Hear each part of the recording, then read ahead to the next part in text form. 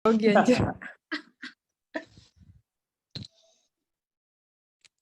Assalamualaikum warahmatullahi wabarakatuh. Perkenalkan kami dari kelompok 1.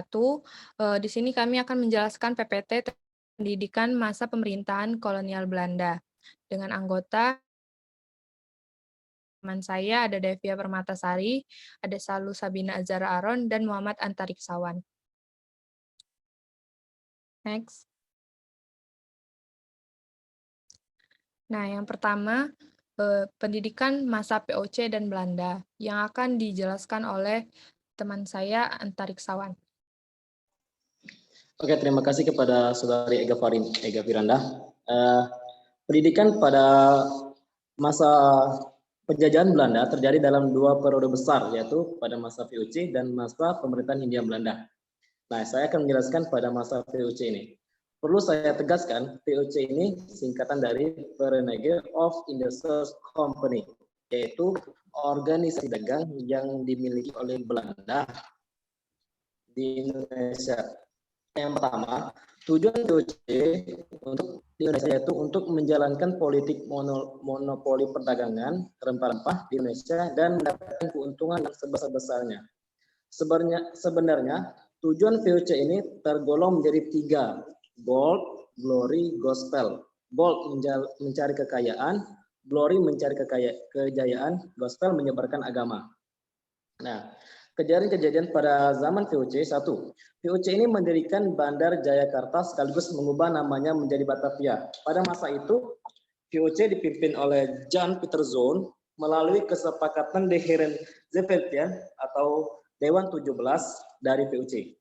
Kemudian, VOC ini mengalami masa keemasannya pada awal abad ke-20. Pada awal abad ke-20, sehingga Indonesia jatuh seluruhnya di bawah pemerintah Belanda pada awal abad 20. Oke, next. Metode kolonialisasi Belanda sangat sederhana, yaitu 1.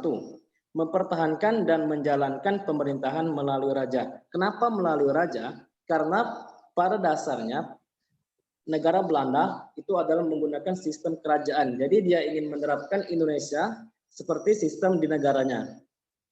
Nah, pada yang kedua, pada masa VOC yang dipimpin oleh Jan Pieter Zoon Koon ini, adat istiadat dan kebudayaan asli ini dibiarkan tanpa perubahan. Jadi masuknya VOC itu tidak mempengaruhi, pada awalnya tidak mempengaruhi kebudayaan. Dia membiarkan saja kebudayaan asli Indonesia.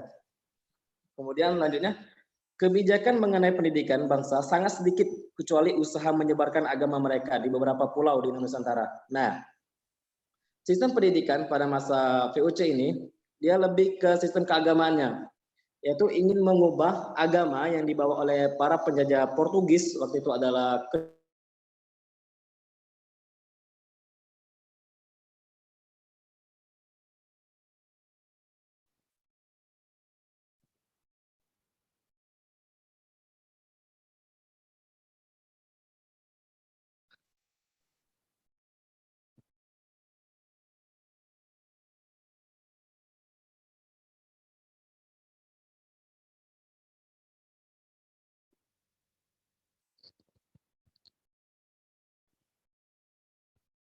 Baiklah, selanjutnya zaman pemerintahan Belanda setelah VOC yang akan dijelaskan oleh saudari Syalu. Oke, terima kasih atas kesempatannya. Di sini saya akan menjelaskan tentang pendidikan pada masa pemerintahan setelah VOC. Setelah VOC dibubarkan pada Desember tahun 1799 dan pendidikan zaman VOC berakhir dengan kegagalan total. Para gubernur jenderal harus memulai sistem pendidikan dari awal, yang pemerintahan baru menganut sistem liberal, menaruh kepercayaan akan pendidikan sebagai alat untuk mencapai kemajuan ekonomi dan sosial. Kemudian pada tahun 1808, diangkatlah Daendels menjadi gubernur jenderal untuk berkuasa di Indonesia oleh Raja Belanda Louis Napoleon. Mendirikan sekolah bidan di Jakarta dan sekolah ronggeng di Cirebon. pada masa pembaharuan dalam bidang pendidikan di masa Daendels, pelaksanaannya ternyata mengalami banyak kegagalan, sehingga dilanjutkan pada pemerintahan Inggris pada tahun 1811 sampai 1816 yang diwakili oleh Letnan Gubernur Jenderal Sir Thomas Stamford Raffles. Ia mengeluarkan sebuah kebijakan yaitu menghapus kerja paksa atau rodi dengan diganti kewajiban membayar pajak. Perbudakan dihilangkan, tetapi masalah pendidikan dan pengajaran rakyat diabaikan. Dan perkembangan ilmu pengetahuan mendapatkan perhatian yang sangat besar. Ya, ternyata dalam pemerintahan Inggris mengalami sebuah kesulitan finansial yang melanda pemerintah kolonial. Kemudian pada tahun 1893 timbullah diferensiasi pengajaran Bumi Putra. Untuk mengatasi finansial tersebut dibuatlah sebuah aturan dasar-dasar baru bagi pengajar Bumi Putra, maka keluarlah Indis Tanbland tahun 1893 nomor 125 yang berisi ada dua. Yang pertama, sekolah kelas 1 untuk anak-anak priai dan kaum terkemuka. Yang kedua, sekolah kelas 2 atau disebut juga sebagai Vervlog atau sekolah sambungan yang ditunjukkan kepada rakyat jelata. Sekian dari presentasi saya kembalikan kepada moderator.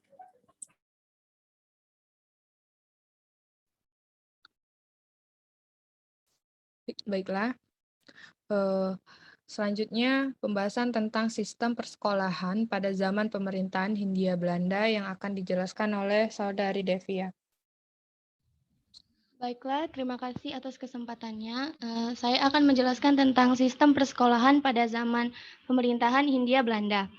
Sistem pendidikan, khususnya sistem persekolahan, didasarkan kepada golongan penduduk menurut keturunan atau lapisan kelas sosial yang ada, dan juga menurut golongan kebangsaan yang berlaku waktu itu. Terbagi menjadi 4, yaitu yang pertama ada pendidikan rendah atau Leger Onderwijs, di mana pendidikan ini setara dengan tingkatan sekolah dasar. Pendidikan rendah ini terdiri dari 2, yaitu yang pertama ada sekolah rendah dengan bahasa pengantar, yaitu bahasa Belanda. Sekolah ini terbagi menjadi 3, yang pertama ada sekolah rendah Eropa, yaitu ILS atau Europe Lager School. Sekolah jenis ini merupakan sekolah rendah untuk anak-anak keturunan Eropa yang lama pendidikannya selama 7 tahun dan sekolah ini didirikan pada tahun 1818. Yang kedua ada sekolah Cina Belanda, yaitu HCS atau Holland Chinese School. Sekolah ini adalah sekolah rendah untuk anak-anak keturunan Timur Asing, khususnya keturunan Cina. Sekolah ini didirikan pada tahun 1908 dengan lama sekolah 7 tahun. Yang ketiga ada Sekolah Bumi Putra Belanda atau HIS, yaitu Hollands Inland School. Sekolah ini adalah sekolah rendah untuk golongan penduduk pribumi, khususnya anak-anak golongan bangsawan, tokoh-tokoh terkemuka dan pegawai negeri. Lamanya pendidikan di sekolah ini selama 7 tahun dan pertama kali sekolah ini didirikan pada tahun 1914. Yang kedua ada sekolah rendah dengan bahasa pengantar yaitu bahasa daerah. Sekolah ini terdiri dari 4 sekolah. Yang pertama ada Sekolah Bumi Putra kelas 2. Sekolah ini disediakan untuk golongan Bumi Putra. Lama sekolahnya sekitar 7 tahun dan pertama kali didirikan pada tahun 1892. Yang kedua ada sekolah desa atau folk school. Sekolah ini disediakan bagi anak-anak golongan Bumi Putra. Lama sekolahnya yaitu 3 tahun dan sekolah ini pertama kali didirikan pada tahun 1907. Yang ketiga ada sekolah lanjutan atau Vervol School. Lama sekolah ini yaitu sekitar 2 tahun dan sekolah ini merupakan kelanjutan dari sekolah desa. Dan sekolah ini diperuntukkan bagi anak-anak golongan Bumi Putra. Sekolah ini didirikan pada tahun 1914. Yang keempat ada sekolah peralihan. Sekolah ini merupakan sekolah peralihan dari sekolah desa ke sekolah dasar dengan bahasa pengantar yaitu bahasa Belanda. Lama belajarnya di sekolah ini sekitar 5 tahun dan diperuntukkan bagi anak-anak golongan Bumi Putra. Slide selanjutnya. Yang kedua ada pendidikan lanjutan atau pendidikan menengah. Pendidikan ini terdiri dari 3, yaitu yang pertama ada MULO. MULO ini adalah sekolah yang merupakan kelanjutan dari sekolah dasar yang berbahasa pengantar yaitu bahasa Belanda. Lama belajarnya sekitar 3 sampai 4 tahun dan sekolah ini pertama kali didirikan pada tahun 1914. Yang kedua ada AMS atau Algemeen Middelbare School. Sekolah ini adalah sekolah menengah umum kelanjutan dari MULO yang berbahasa Belanda dan diperuntukkan untuk golongan bumi putra dan timur asing. Lama belajarnya sekitar 3 tahun dan pertama kali didirikan pada tahun 1915. Yang ketiga ada HBS atau Hober Burger School atau Sekolah Warga Negara Tinggi. Sekolah ini merupakan sekolah menengah kelanjutan dari ILS yang disediakan untuk golongan Eropa. Dan sekolah ini pertama kali didirikan pada tahun 1860. Baiklah, sekian penjelasan dari saya kembalikan kepada moderator. Selanjutnya, penjelasan tentang pendidikan yang ketiga, pendidikan kejuruan. Jenis sekolah kejuruan yang ada adalah sebagai berikut. Yang pertama, sekolah pertukangan Amach Leergang, yaitu sekolah didik tukang-tukang dan didirikan pada tahun 1881. Yang kedua, Mbach School adalah sekolah pertukangan untuk mendidik dan mencetak mandor. Jurusannya adalah montir mobil, mesin, listrik, kayu, dan pinata batu. Yang ketiga ada sekolah teknis onderwijs. Sekolah tersebut bertujuan untuk mendidik tenaga-tenaga Indonesia menjadi pengawas semacam tenaga teknik menengah di bawah insinyur. Yang keempat ada pendidikan dagang atau handels onderwijs, tujuannya untuk memenuhi kebutuhan perusahaan Eropa yang berkembang dengan pesat. Yang kelima ada pendidikan pertanian, Landbouw onderwijs. Pada tahun 1903 didirikan sekolah pertanian yang menerima lulusan sekolah dasar yang berbahasa pengantar Belanda. Pada tahun 1911 mulai didirikan sekolah pertanian atau kultur school yang terdiri dari 2 jurusan, yaitu pertanian dan kehutanan, yang bertujuan untuk menghasilkan pengawas-pengawas pertanian dan kehutanan. Pada tahun 1911 didirikan pula sekolah pertanian menengah atas atau Middelbare Landbouw School. Yang keenam, ada pendidikan kejuruan kewanitaan Meisjes Vakonderwitch. Pendidikan ini merupakan kejuruan yang termuda, kemudian sekolah yang sejenis yang didirikan oleh swasta bernama Sekolah Rumah Tangga atau Huishoudskool. Yang ketujuh ada pendidikan keguruan Quick School. Lembaga keguruan ini sudah ada sejak permulaan abad ke-19. Kemudian pada abad ke-20 terdapat 3 macam pendidikan guru, yaitu normal school dengan masa pendidikan 4 tahun. Yang kedua ada quick school, sekolah guru 4 tahun yang menerima lulusan berbahasa Belanda. Yang ketiga ada Holland School, inland school, quick school, yaitu sekolah guru 6 tahun berbahasa pengantar Belanda. Kemudian yang keempat, next, pendidikan tinggi Hoger onderwijs. Yang pertama ada sekolah teknik tinggi, yaitu sekolah teknik tinggi ini didirikan tahun 1920 di Bandung, yang merupakan sekolah tinggi yang pertama di Indonesia. Sekolah ini sekarang dikenal dengan sebutan ITB. Yang kedua, sekolah hakim tinggi. Sekolah ini didirikan pada tahun 1924 di Jakarta dengan lama belajar 5 tahun, dan sekolah ini menerima lulusan AMS dan output-nya menjadi jaksa atau hakim. Dan yang ketiga ada pendidikan tinggi kedokteran. Lembaga ini dimulai dari sekolah dasar 5 tahun, bahasa pengantarnya bahasa Melayu, dan pada tahun 1902 sekolah dokter Jawa diubah menjadi Stovia atau School tot Opleiding for Indische Artsen.